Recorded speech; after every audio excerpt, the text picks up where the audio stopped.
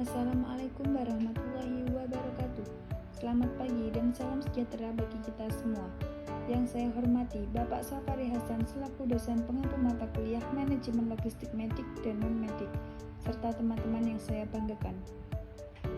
Perkenalkan, saya Hilda Aulia Almafiani dengan NIM 108270012. Pada kesempatan kali ini saya akan mempresentasikan materi yang berjudul Evaluasi Kinerja dan Rekomendasi Optimalisasi Logistik Rumah Sakit Berbasis Audit. Saya harap presentasi ini dapat menambah pemahaman kita mengenai pentingnya evaluasi dan optimalisasi sistem logistik dalam mendukung pelayanan kesehatan yang berkualitas. Tanpa berlama-lama lagi, mari kita masuk ke pembahasan materi. Pada lampiran ini, saya diberikan studi kasus logistik Rumah Sakit Mawar, periode Januari sampai Maret 2025. Berdasarkan data yang tersedia, terdapat total permintaan obat sebanyak 1.200 unit, dengan 36 unit tidak terpenuhi. Selain itu, total distribusi keluar selama 1 tahun sebesar 240.000 tablet, dengan stok awal dan stok akhir masing-masing 20.000 unit. Nilai pembelian obat mencapai 2 miliar, dengan nilai obat kadaluarsa 50 juta dan obat rusak 10 juta. Dari hasil stok opname, terdapat 270 item yang sesuai dari total 300 item yang diperiksa. Perintah tugas yang pertama, hitung keempat indikator. Yang kedua, buat tabel GAP. Yang ketiga, tuliskan 3 rekomendasi SMART. Dan yang terakhir, tentukan prioritas. Pada jawaban nomor 1, saya menghitung 4 indikator kinerja logistik rumah sakit, yaitu stock out rate, inventory turnover ratio atau ITR, waste ratio, dan akurasi stok. Pertama, stock out rate dihitung dengan membandingkan jumlah permintaan yang tidak terpenuhi dengan total permintaan. Hasil perhitungan menunjukkan stock out rate sebesar 3%, yang berarti masih terdapat 3% permintaan obat yang belum dapat dipenuhi. Kedua, inventory turnover ratio atau ITR dihitung dari total distribusi dibagi rata-rata stok. Hasilnya adalah 12 kali per tahun, yang berarti persediaan obat berputar sebanyak 12 kali dalam 1 tahun. Ketiga, waste ratio dihitung dari nilai obat kadaluarsa dan rusak dibandingkan total nilai persediaan yang tersedia. Hasil perhitungan menunjukkan waste ratio sebesar 3%, yang berarti terdapat kerugian persediaan sebesar 3% akibat total kadaluarsa dan rusak. Keempat, akurasi stok dihitung dengan membandingkan jumlah item yang sesuai dengan total item yang diperiksa. Hasilnya adalah 90%. Yang menunjukkan bahwa sebagian besar data stok sudah sesuai dengan kondisi fisik. Berdasarkan hasil perhitungan, diperoleh stock out rate 3%, ITR 12 kali per tahun, waste ratio 3%, dan akurasi stok 90%. Hasil ini menjadi dasar untuk evaluasi dan penyusunan rekomendasi perbaikan pada tahap berikutnya. Pada jawaban nomor 2, saya melakukan analisis GAP dengan membandingkan hasil perhitungan indikator kinerja logistik dengan target benchmark rumah sakit. Tujuannya adalah untuk mengetahui indikator yang sudah mencapai target dan yang masih perlu diperbaiki. Pertama, stock out rate memiliki nilai 3%, sedangkan targetnya 0%, sehingga terdapat GAP sebesar 3%. Indikator ini belum mencapai target karena masih terjadi kekosongan stok obat. Kedua, inventory turnover ratio atau ITR memiliki nilai 12 kali per tahun, sedangkan targetnya 10 kali per tahun. Terdapat selisih positif 2 kali, sehingga indikator ini sudah mencapai target. Ketiga, waste ratio memiliki nilai 3%, sedangkan targetnya kurang dari 2%. Terdapat GAP sebesar 1%, sehingga indikator ini belum mencapai target karena masih terdapat kerugian akibat obat kadaluarsa dan rusak. Keempat, akurasi stok memiliki nilai 90%, sedangkan targetnya 95%. Terdapat GAP sebesar 5%, sehingga indikator ini juga belum mencapai target. Berdasarkan hasil analisis GAP, hanya ITR yang telah memenuhi target. Sementara itu, stock out rate, waste ratio, dan akurasi stok masih memerlukan perbaikan. Oleh karena itu, fokus rekomendasi selanjutnya akan diarahkan pada ketiga indikator tersebut. Pada jawaban nomor 3, saya menyusun 3 rekomendasi SMART berdasarkan hasil analisis GAP. Rekomendasi SMART dipilih karena bersifat spesifik, terukur, dapat dicapai, relevan, dan memiliki batas waktu yang jelas. Rekomendasi pertama ditujukan untuk menurunkan stok outret dari 3% menjadi 0% dengan menghitung ulang kebutuhan obat, menetapkan safety stok obat vital minimal 20%, dan melakukan monitoring stok setiap minggu selama 3 bulan.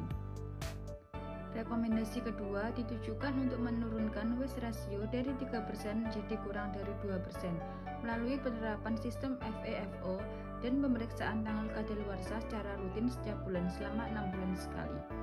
Rekomendasi ketiga ditujukan untuk meningkatkan akurasi stok dari 90% menjadi minimal 95% dengan melaksanakan stok upname setiap bulan dan memastikan seluruh transaksi logistik dicatat dalam SIM RS pada hari yang sama selama 3 bulan.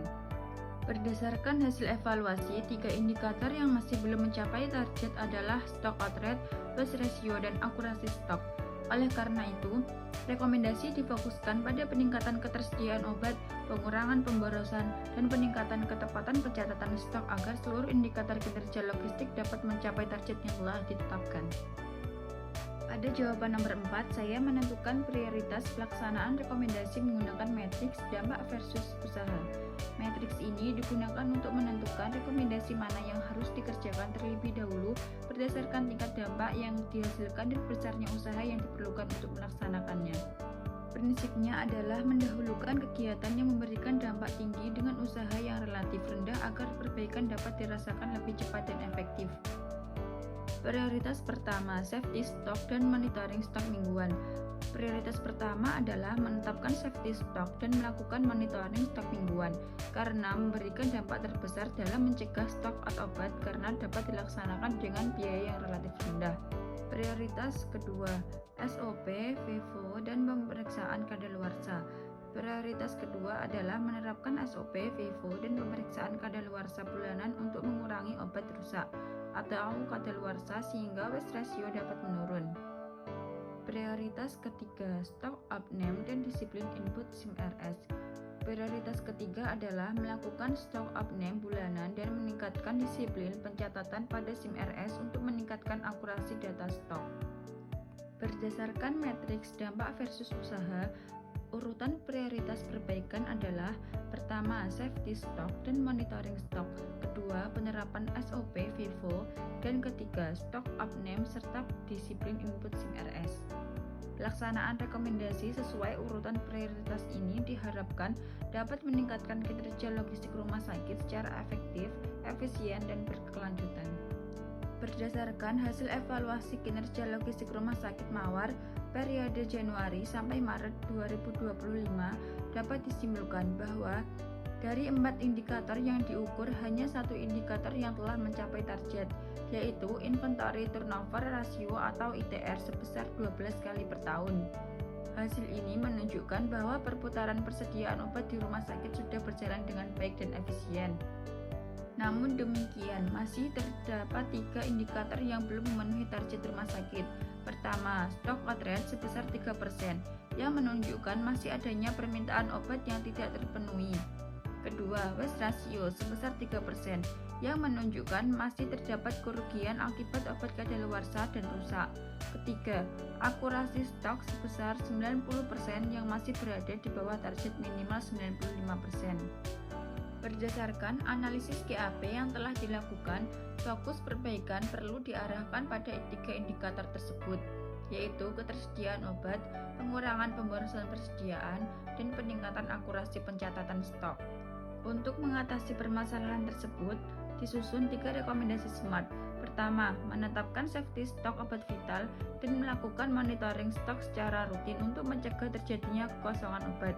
Kedua, menerapkan sistem FIFO atau First Expire First Out secara konsisten untuk mengurangi jumlah obat yang kadaluarsa dan rusak.